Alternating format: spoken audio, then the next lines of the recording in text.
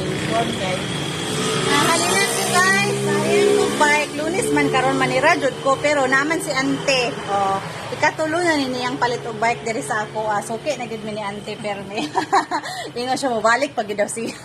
Dili ko nga tagam oy kay nindot ba yung bike no. Ala, nindot gid akong bike. Ay, So, salamat. palit ate. na mo dali. Palit na mo. Oh. Kayo. Naman ko expect nga customer karon pero mas nauna man si ante. Oh, di grasya gihapon makaduhaan ta karon. Oh, kani ang bike ay para sa iyang apo. Oh, kana. Palit na mo. Nindot tayo yung bike kay kuhan ka ng League on. Pulido jud siya as in. Oh, da, ako din pa niya. Oh. Ano si ante na nag-ingon ha, customer na nga ako nag-ingon sa so, pantawag pa pangilam ko. Balik-balik mo ko, wala ko umangay. Oh.